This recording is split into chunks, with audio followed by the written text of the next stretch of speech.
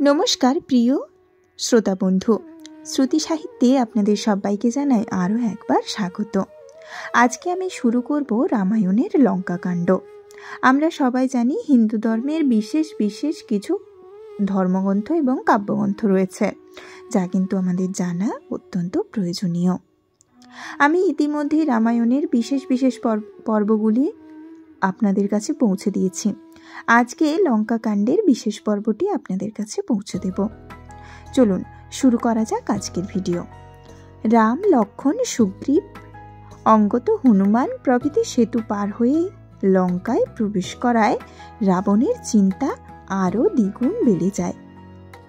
দুরাচারী রাবণের শুক ও সারণ নামে দুটি চর ছিল।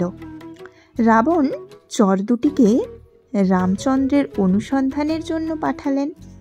অনুজ বিভীষণ তাদেরকে চিনতে পেরে ধরার জন্য আদেশ দিলেন। রাম পক্ষীয়দের সাথে লড়াই করতে করতে বন্দী হলেন। শুক এবং সারণ রামচন্দ্রের নিকট সমস্ত কথা বলল, কোনো কথা গোপন না রেখে। তাদের এই কাজের জন্য উপযুক্ত দণ্ড নিতে রাজি হলে রামচন্দ্র তাদের ক্ষমা করলেন। শুক এবং সারণ রাবণের নিকট এসে সমস্ত ঘটনা বলল।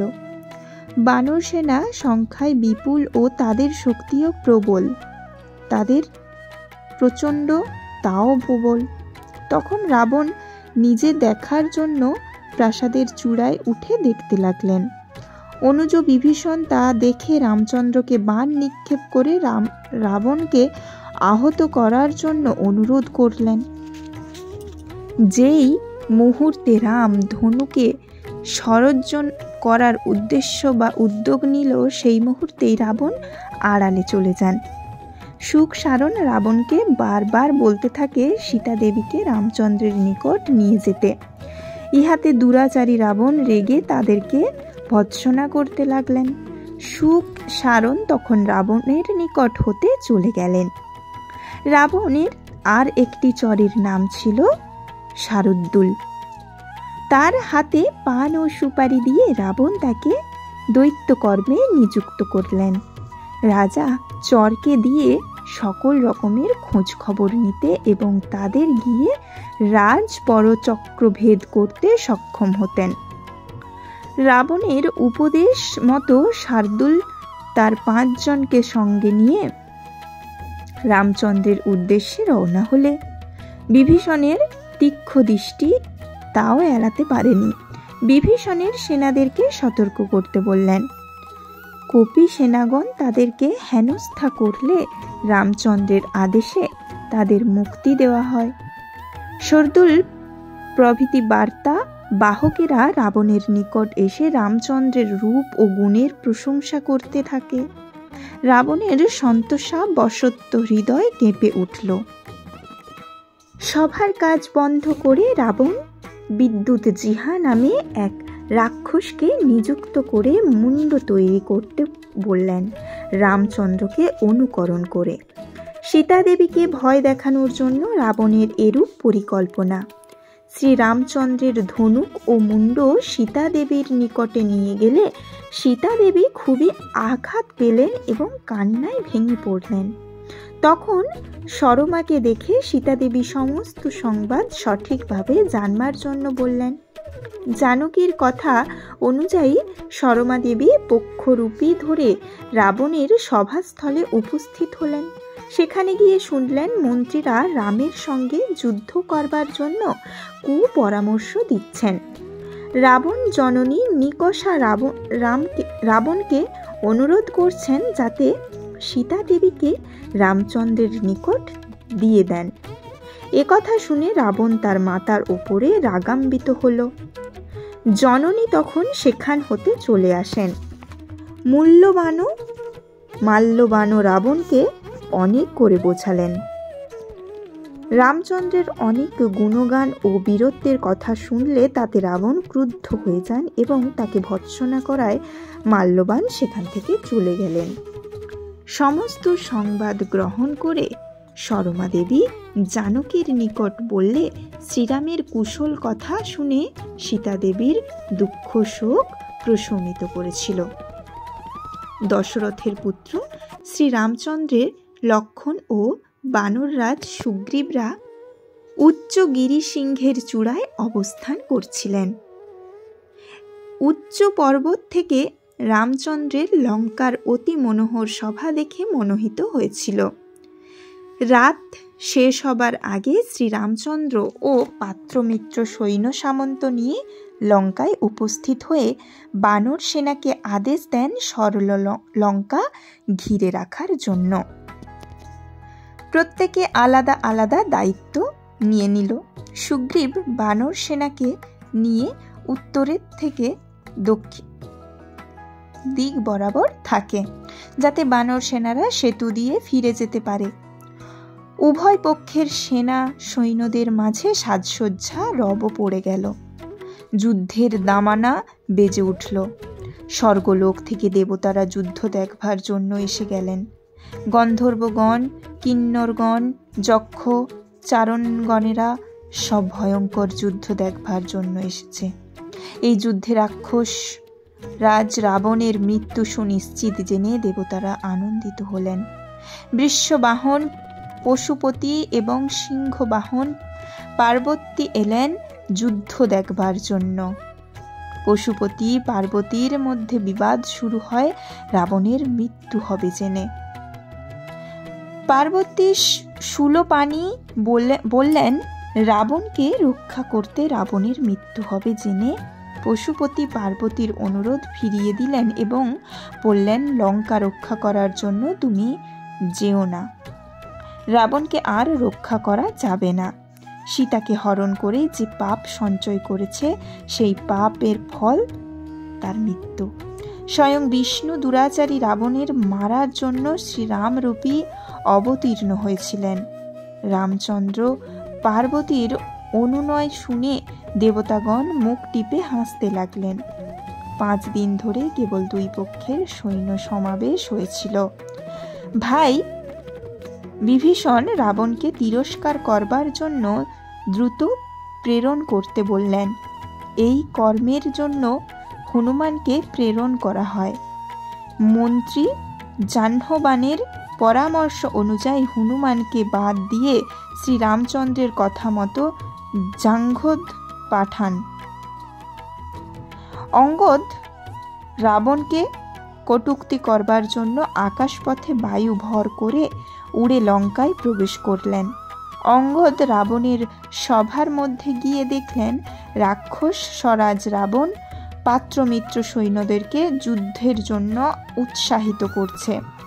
রাজার কথা অনুযায়ী গর্জন করে উঠে বলল, শ্রীরামচন্দ্র ও লক্ষ্মণকে বেঁধে নিয়ে আসব। এই প্রতিজ্ঞা রাবণের নিকট করছে, কিন্তু তাদের কেবলমাত্র হনুমানকে ভয়। হনুমান যদি না আসে তাহলে কোনো ভয় নেই। এই সকল কথাবার্তার মাঝে কিষ্কিন্ধার রাজপুত্র অঙ্গদ সেইখানে উপস্থিত হলেন।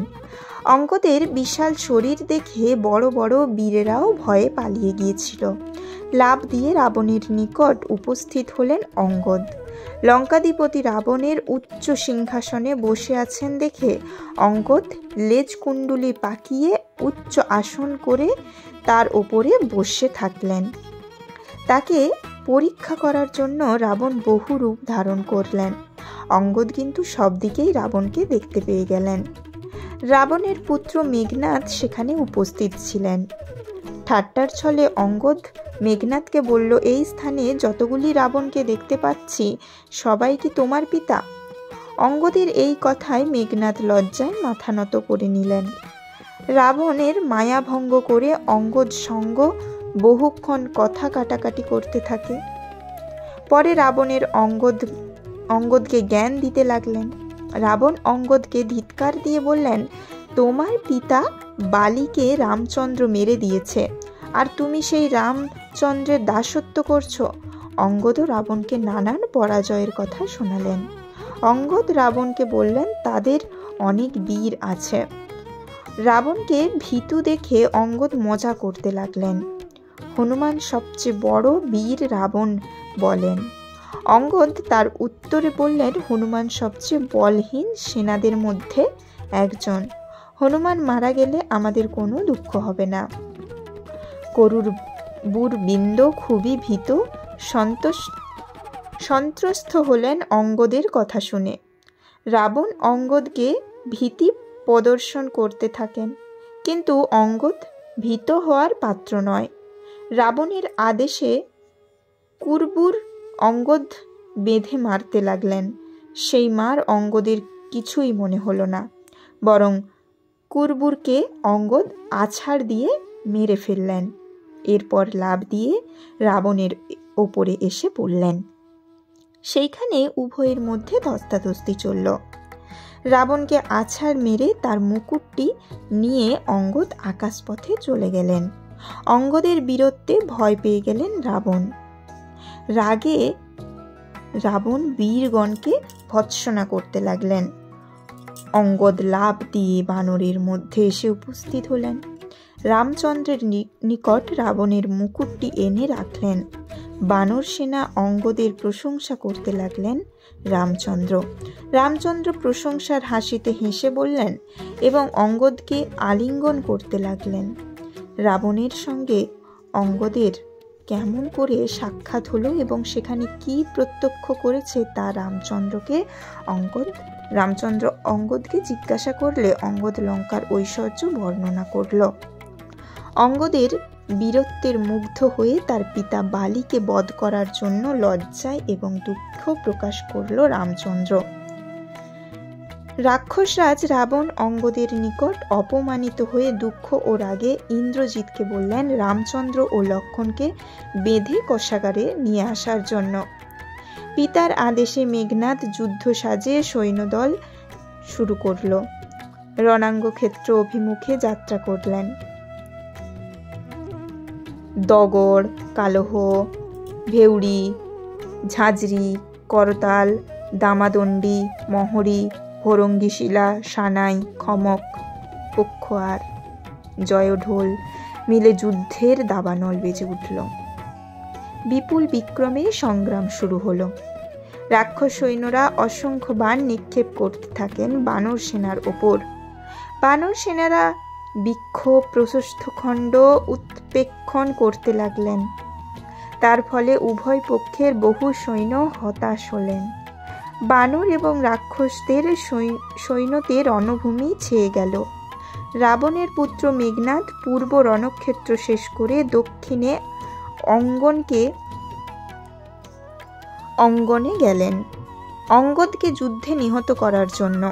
সেখানে অঙ্গদের দেখা না পেয়ে উভয়েই তারপর দেখা পেল। উভয়ের প্রতি কটূক্তি করতে লাগলো। মেঘনাদ রাগে অস্ত্র ধারণ করে অসংখ্য বানর সেনাদের তিনি নিহত করলেন।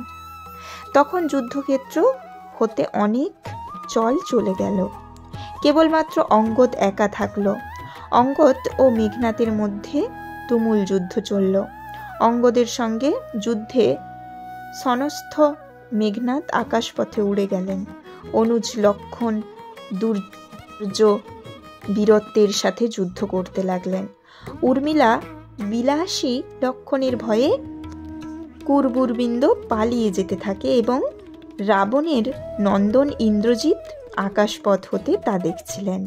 সেই যুদ্ধে অসংখ্য সৈন্য চলে যাওয়ার জন্য মেঘনাদ লজ্জায় ও দুঃখ পেয়ে এবং অন্যান্য চিন্তা করছিলেন।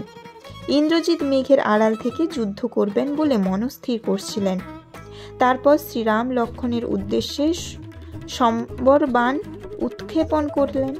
এতে রাম ও লক্ষণ আহত হলে বানররাজ সুগ্রীব উত্তরের রণাঙ্গে ছিলেন। সংবাদ পেয়ে যুদ্ধক্ষেত্র ছেড়ে চলে আসেন।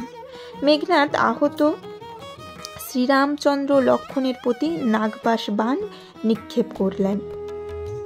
লক্ষ লক্ষ ফণি বহির্গত হয়ে মেঘনাদ শ্রীরাম ও লক্ষণের ভ্রাতৃদ্বয় বেঁধে ফেললেন। সাপের বিষের জ্বালায় তাদের দেহ জ্বলতে লাগলো। তারা অচৈতন্য হয়ে পড়লেন। মেঘনাদ যুদ্ধ জয়ের আনন্দে আনন্দিত হলেন। জয়ের মালা গলায় পরে মেঘনাদ লঙ্কাপুরীতে পৌঁছে পিতার নিকট জয়যুদ্ধের কথা শোনালেন। শুভ সংবাদে পিতা আনন্দিত হয়ে পুত্র মেঘনাদকে চুম্বন করে বক্ষে আলিঙ্গন করলেন। দশানন রাবণ আনন্দে উল্লাসিত ত্রিজটা নামে এক রাক্ষসীকে ডেকে বললেন, শ্রীরাম ও লক্ষ্মণের বন্ধন দৃশ্য সীতা দেবীকে দেখবার জন্য আদেশ দেন। ত্রিজটা রাবণ রাজের আদেশে পালন করলেন। জানকী শ্রীরাম লক্ষ্মণকে নাগপাশে বন্ধন যুক্ত দেখে অত্যন্ত ব্যথা পেয়ে অনুশোচনা করতে থাকেন। সীতা দেবী ত্রিজটার কাছে অনুরোধ করলেন শ্রীরাম ও লক্ষ্মণের নিকট তাদের নিয়ে যেতে। সীতা দেবীর দৈব বাণী শুনতে পেলেন, শ্রীরামচন্দ্র অবিনাশ, তিনি তোমাকে যেমন করে হোক উদ্ধার করে অযোধ্যায় নিয়ে যাবে। আজ এই পর্যন্ত।